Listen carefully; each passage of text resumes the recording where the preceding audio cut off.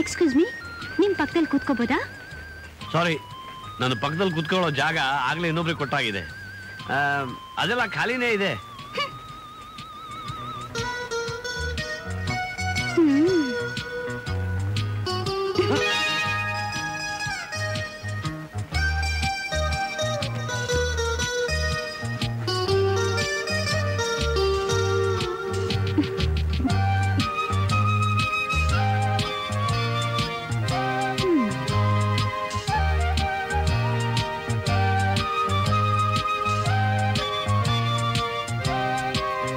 ಯಾವ ಊರಿಗೆ ಹೋಗ್ತಿದ್ದೀರಾ? ಇಂಥ ಊರು ಅಂತೇನಿಲ್ಲ, ಮಧ್ಯೆ ಯಾರು ಇಳಿಸ್ಕೊಳ್ದೆ ಹೋದ್ರೆ ಈ ಟ್ರೈನ್ ಎಲ್ಲಿವರೆಗೂ ಹೋಗುತ್ತೋ ಅಲ್ಲಿವರೆಗೂ. ಎಕ್ಸ್ಕ್ಯೂಸ್ ಮೀ, ನನಗೆ ನಿದ್ದೆ ಬರ್ತಾ ಇದೆ.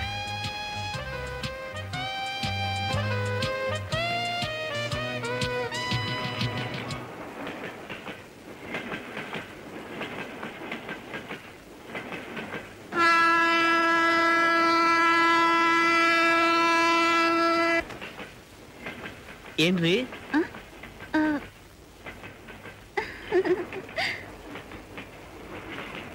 ನಿಮ್ಮ ಡ್ರೆಸ್ ಚೆನ್ನಾಗಿದೆ.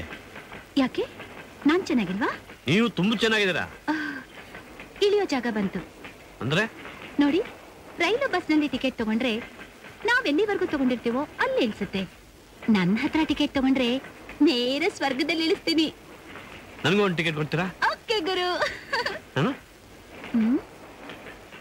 ಗುರು, ಏ ಗುರು, ಆಗ್ಲೇ ಕನ್ಸ್ಕೊಳಕ್ ಶುರು ಮಾಡಿದ್ರಾ? ಈಗ ನಾವು ಎಲ್ಲಿಗೆ ಹೋಗೋಣ? ನಿಮ್ ಮನೆಗೆ. ನನಗೆ ಮನೆ ಎಲ್ಲಿದೆ? ಲಾಡ್ಜಿಂಗ್ಗೆ. ರೈಟ್.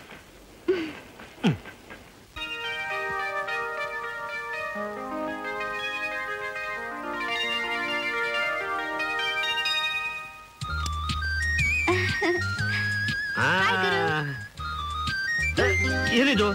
ರೆಡಿಮೇಡ್ ತಾಳಿ ಗುರು. ಇದನ್ ಕಟ್ಟೋಕೆ ಮುಹೂರ್ತ ಬೇಡ, ಪೂಜಾರಿ ಬೇಡ, ಮಂತ್ರನೂ ಬೇಡ, ಯಾವಾಗ ಬೇಕಾದ್ರೂ ಕಟ್ಬೋದು. ಅಯ್ಯೋ, ನಾನು ನೀನೇನ್ ಕಟ್ಬೇಡ ಗುರು, ನಾನೇ ಕಟ್ಕೋತೀನಿ. ನಿನಗೆ ಎಷ್ಟು ತೋಚುತ್ತೋ ಅಷ್ಟು ದುಡ್ಡು ಹಾಕಿದ್ರಲ್ಲಿ. ಯಾಕೆ? ನಾನ್ ಟಿಕೆಟ್ ತಗೋತೀನಲ್ಲ. ಟಿಕೆಟ್ ರೇಟ್ ಬೇರೆ. ಮತ್ತಿದು? ಉದ್ಯೋಗಸ್ಥರು ರಿಟೈರ್ಡ್ ಆದ್ಮೇಲೆ ಪೆನ್ಷನ್ ಬರುತ್ತೆ, ಆದ್ರೆ ನಮ್ಗೆ ಯಾರು ಕೊಡ್ತಾರೆ? ಅದಕ್ಕೆ ಇದು ಓಲ್ಡ್ ಏಜ್ ಪೆನ್ಷನ್. ಹಾಕು ಗುರು. ಗುರು, ಏ ಗುರು, ಏನ್ ಯೋಚನೆ ಮಾಡ್ತಿದೀಯಾ? ನಾನು ಅಲ್ಲೇ ಮಲ್ಕೋತೀನಿ, ಸಿಟ್ಔಟ್ ನಲ್ಲಿ. ಯಾಕೆ, ನಿನಗೆ ಸ್ವರ್ಗ ಅಂದ್ರೆ ಇಷ್ಟ ಅಲ್ವಾ? ನಾನು ಹೆಂಡತಿ ಜೊತೆ ಆಗ್ಲೇ ಸ್ವರ್ಗಕ್ಕೆ ಹೋಗಿ ಬಂದಿದ್ದೀನಿ, ಅಲ್ಲೇ ಮಲ್ಕೋತೀನಿ. ನೋಡು, ನೀನ್ ಹೊರಗ್ ಮಲ್ಕೊಂಡ್ರು ಸರಿ, ಇಲ್ಲ ಒಳಗ್ ಮಲ್ಕೊಂಡ್ರು ಸರಿ, ಟಿಕೆಟ್ ತಗೊಳ್ಳೇಬೇಕು. ಚಿಂತೆ ಇಲ್ಲ, ಅಲ್ಲೇ ಮಲ್ಕೋತೀನಿ.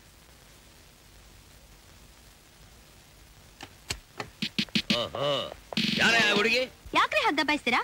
ನಾವಿಬ್ರು ಗಂಡ ಹೆಂಡತಿ. ಗಂಡ ಹೆಂಡತಿ? ದುಡ್ಡೇನೋ ವ್ಯವಹಾರ ಮಾಡ್ತಿದ್ದೀರಿ, ಲಾಡ್ಜಲ್ಲಿ ಬೇರೆ ಇದ್ದೀರಿ. ನಾವು ಲಾಡ್ಜ್ ಎಲ್ಲಾದ್ರೂ ಇರ್ತೀವಿ, ಇಲ್ಲ ಗಂಗೆಲ್ಲಾದ್ರೂ ಮುಳುಗ್ತೀವಿ. ನಿಮ್ಗೇನ್ರಿ? ಶಟ್ ಕಾನ್ಸ್ಟೇಬಲ್, ಅರೆಸ್ಟ್ ಮಾಡಿ ಅವನ. ಸರ್, ದಯವಿಟ್ಟು ಹಾಗೆ ಮಾಡಬೇಡಿ, ನನಗೆ ಕೆಲಸ ಹೋಗುತ್ತೆ. ಏನ ಹೆಸರು? ಗೋಪಾಲ್ ಕೃಷ್ಣ. ಎಲ್ಲ ಕೆಲಸ ಮಾಡೋದೇನು? Gowrishankar chit funds. ನಿಜಾನಾ? ಹೌದು ಸರ್. ಪ್ರೊಪರೇಟರ್ ನನಗೆ ಚೆನ್ನಾಗಿ ಗೊತ್ತು. ಪ್ರೊಪರೇಟರ್ ಶಂಕರ್ ಫೋನ್ ಮಾಡಯ. Yes sir.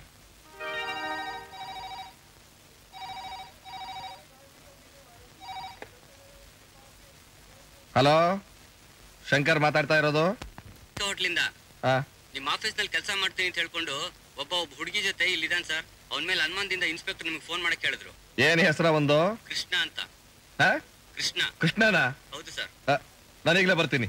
ಸರ್, ಅವರೇ ಬರ್ತಾ ಇದ್ದಾರೆ. ಬರ್ರಿ ಬಿಡು, ಈಗ ಗೊತ್ತಾಗುತ್ತೆ ಸುಳ್ಳು ಅಡ್ರೆಸ್ ಕೊಟ್ಟಿದ್ದು. Hello.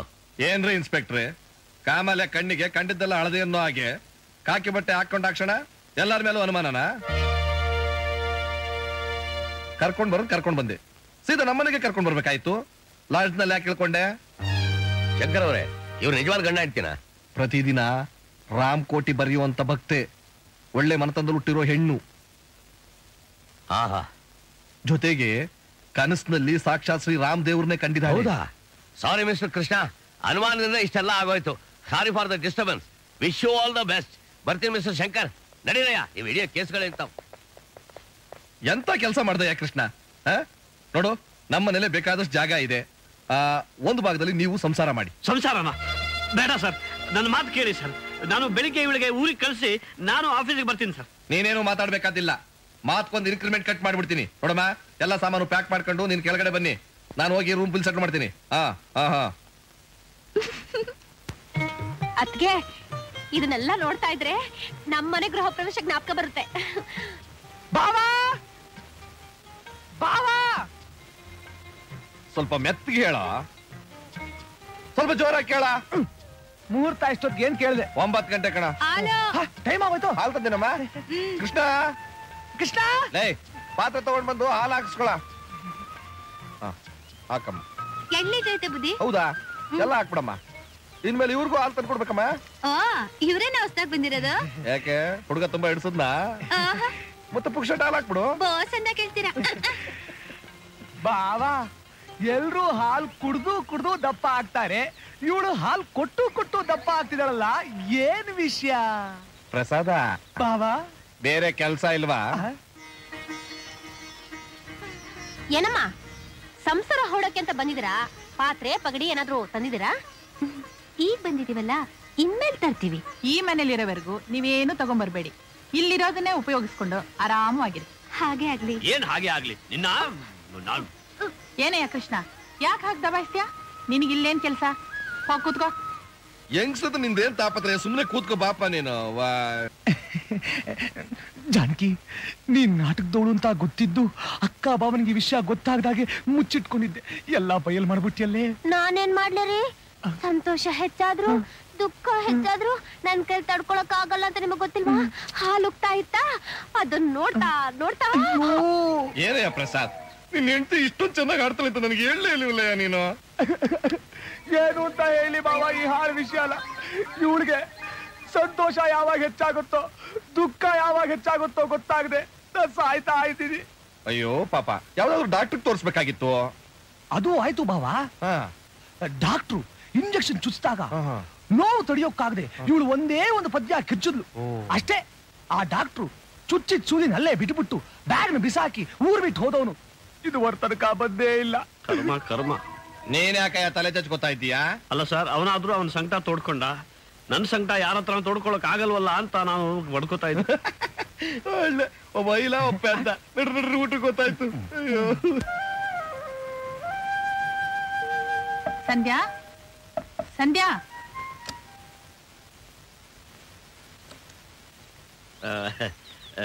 Good morning madam. Good morning. Sandhya ಇನ್ನು ಎದ್ದಿಲ್ವಾ? ಅವಳಿನ್ನೂ ಆ ಪ್ರಯತ್ನನೇ ಮಾಡಿಲ್ಲ. ಬೆಳಗ್ಗೆ ಎಷ್ಟೊತ್ತಾದ್ರೂ ಹೇಳ್ತಾ ಇದ್ರೆ ಹಾಗೆ? ಅವಳು ಹಗಲೊತ್ತು ಮಲ್ಕೊಂಡಿರ್ತಾಳೆ, ರಾತ್ರಿ ಹೊತ್ತು ಎಚ್ಚರವಾಗಿರ್ತಾಳೆ. ಹೊಸದಾಗಿ ಮದುವೆ ಆಗಿದೆ ಅಲ್ವಾ, ನೈಟ್ ಡ್ಯೂಟಿ ಹೆಚ್ಚು.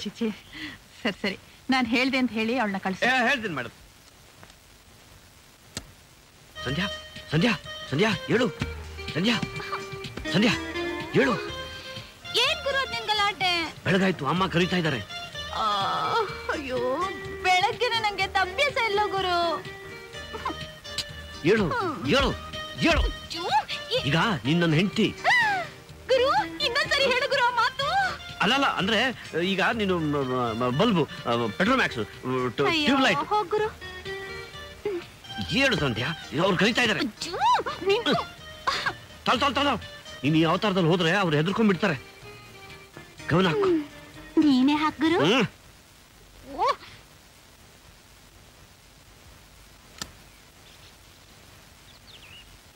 ಬಾಮ್ಮ ಸಂಧ್ಯಾ, ಇವತ್ತು ಕೆಲ್ಸದವಳು ಬಂದಿಲ್ಲ, ನೀನೇ ಮನೆ ಮುಂದೆ ರಂಗೋಲಿ ಹಾಕ್ಬೇಕು. ರಂಗೋಲಿನ ನಂಗೆ ಹಾಕಕ್ ಬರಲ್ವಲ್ಲ? ಮತ್ತೆ ಕೃಷ್ಣ ಹೇಳ್ತಿದ್ದ, ನೀನ್ ಒಳ್ಳೆ ಸಂಪ್ರದಾಯಸ್ಥ ಮನೆ ತಂದವಳು, ಬೆಳಗ್ಗೆ ಅದು ಪೂಜೆ ಪುನಸ್ಕಾರ ಎಲ್ಲಾ ಮಾಡಿ ಮನೆ ಕೆಲಸ ಮಾಡ್ತೀಯ ಅಂತ. ಅದು ಅದು ಹಾಗಲ್ಲ. ಮತ್ತೆ ಇನ್ನೇ ಹಾಗಮ್ಮ, ಇದನ್ನೇನ್ ಕಂಡೋರ್ ಮನೆ ಅಂತ ತಿಳ್ಕೊಂಡಿದ್ಯಾ? ನೀವಿಲ್ಲಿರೋವರೆಗೂ ಇದು ನಿಮ್ ಮನೆನೆ. ಬಾಮ್ಮ ಬಾ. ಅವಳಿಗೆ ರಂಗೋಲಿ ಹಾಕೋಕ್ ಬರೋದಿಲ್ಲ, ರಂಗೇರ್ಸೋದನ್ನು ಮಾತ್ರ ಕಲ್ತ್ಕೊಂಡಿದ್ದಾಳೆ. ಈ ಕಡೆ ಈ ಕಡೆ ಇಲ್ಲ ಅಕ್ಕ. ಸಂಧ್ಯಾ, ಏನು ಏನಮ್ಮ ಇಷ್ಟೆಲ್ಲ ಗೊತ್ತಿದ್ದು ಏನು ಗೊತ್ತಿಲ್ಲ ಅಂತೀಯಲ್ಲ? ನಡಿ ಹೋಗೋಣ. ಅಪ್ಪ ಗುರು, ಸೊಂಟ ಮುರಿದೋಯ್ತು. ಹೌದಾ? ಬೇರೆ ಹುಡುಗಿಯರ್ ಮದ್ವೆ ಮಾಡ್ಕೊಂಡ ಹಾಗೆ ನಾನ್ ಯಾಕೆ ಮಾಡ್ಕೊಳ್ಳಿಲ್ಲ ಅಂತ ಸಂಕಟ ಪಡ್ತಿದ್ದೆ. ಹೀಗ ಅನ್ನಿಸ್ತಾ ಇದೆ, ಮದ್ವೆ ಮಾಡ್ಕೊಳ್ತಿದ್ರೇನೆ ಒಳ್ಳೇದು ಅಂತ. ಸರಿ ಸರಿ, ಈಗ ನಾನು ಸ್ನಾನ ಮಾಡ್ಬೇಕು, ಒಂದು ಬಕೆಟ್ ನೀರು ತೋಡು. ನೋಡ್ ಗುರು, ಈ ನೀರ್ ತೋಡೋದು, ಪಾತ್ರೆ ತಿಕ್ಕೋದು ಇವೆಲ್ಲ ನನಗ್ ಬರಲ್ಲ. ಬರೋಲ್ಲ ಅಂದ್ರೆ ನಾವು ಗಂಡ ಹೆಂಡತಿ ಅಲ್ಲ ಅನ್ನೋ ಅನುಮಾನ ಬರುತ್ತವರಿಗೆ. ಅನುಮಾನನ ನಾನೇ ಅವ್ರಿಗೆ ನೇರವಾಗಿ ಹೋಗಿ ಹೇಳಿ ನನ್ ದಾರಿ ನಾನು ನೋಡ್ಕೊತೀನಿ. ಅಯ್ಯೋ ಬೇಡ ಮಾರಾಯ್ತಿ, ನನ್ನ ಬದುಕು ಸರ್ವನಾಶ ಆಗುತ್ತೆ. ನೀನು ಏನು ಹೇಳ್ಬೇಡ ಪ್ಲೀಸ್. ಸಮಯ ಸಂದರ್ಭ ಬಂದಾಗ ನಾನೇ ಹೇಳ್ತೀನಿ. ಹಾಗಾದ್ರೆ ಇನ್ಮೇಲೆ ನಂಗೆ ಯಾವ ಕೆಲ್ಸನೂ ಹೇಳ್ಬಾರ್ದು. ಯಾವ ಕೆಲ್ಸನೂ ಹೇಳಲ್ಲ, ನನ್ನ ಕೆಲಸ ನಾನು ಮಾಡ್ಕೋತೀನಿ. ಅದು ಗುರು. ಗಂಡ ಅಂದ್ರೆ ಹೀಗಿರ್ಬೇಕು ನೋಡು. ನಾನ್ ಸ್ನಾನ ಮಾಡ್ಬೇಕು, ಒಂದ್ ಬಕೆಟ್ ನೀರ್ ತೊಡು. ನಾನ್ ನೀರ್ ತೊಡ್ಬೇಕಾ ನಿನಗೆ? ಹೌದು. ಜೋನನ್ ರಾಜ.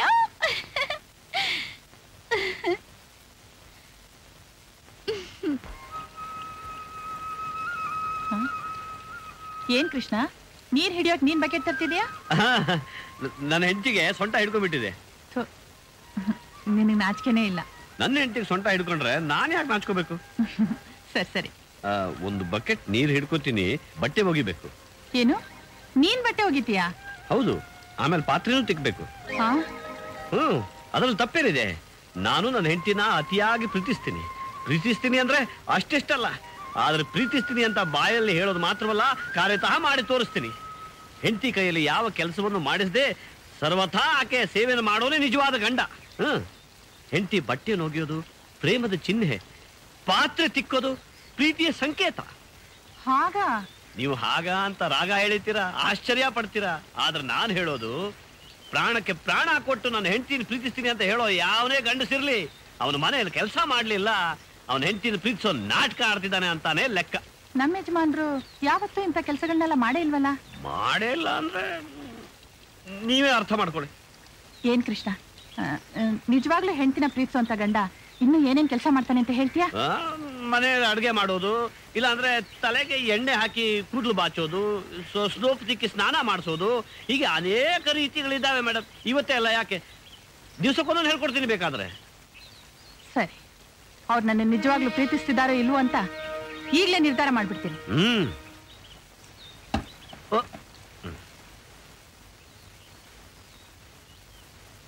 ಇವತ್ತು ನಮ್ಮ ಪ್ರೊಪ್ರೈಟರ್ಗೆ ಕೊಟ್ಟ ಡೋಸಿಗೆ ಅವ್ರಿಗೆ ಎದ್ದ ತದ್ದ ಕೋಪ ಬಂದು ನನ್ನ ಕುತ್ತಿಗೆ ಹಿಡಿದು ಆಚೆ ದಪ್ತಾರೆ.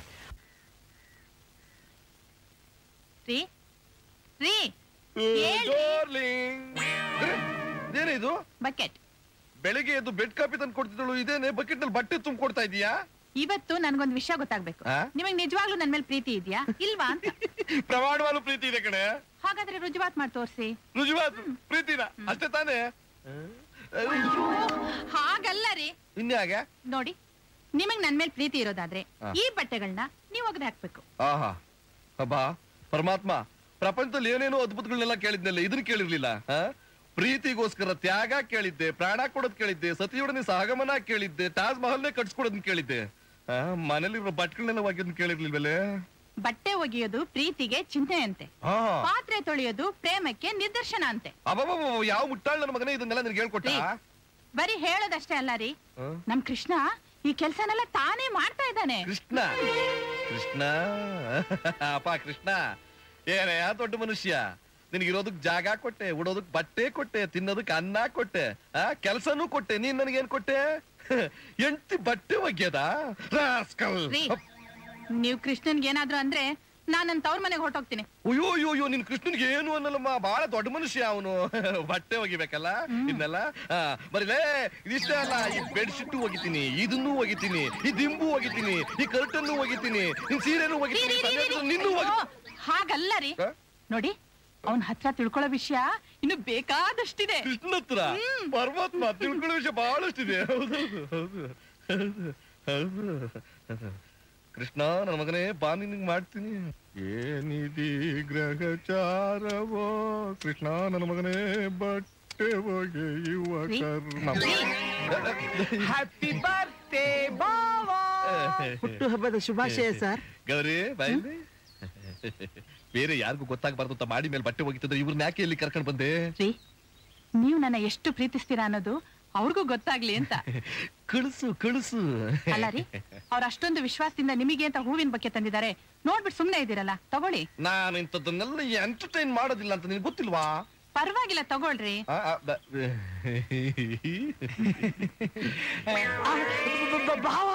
ನೀವು ಮಾತಾಡ್ತಾ ಇರಿ, ನಾನ್ ಕಾಫಿ ತಗೊಂಡ್ಬರ್ತೀನಿ. ವಿಷಯ ಗೊತ್ತಾ? ಏನು? ಬಟ್ಟೆ ಒಗೆಯೋದು ಪ್ರೇಮದ ಸಂಕೇತ. ಪಾತ್ರೆ ತೊಳೆಯೋದು ಪ್ರೀತಿಯ ನಿದರ್ಶನ. ಬಾವಾ, ದಯವಿಟ್ಟು ಈ ವಿಷಯನ ನನ್ನ ಹೆಂಡತಿ ಹತ್ರ ಹೇಳ್ಬೇಡ.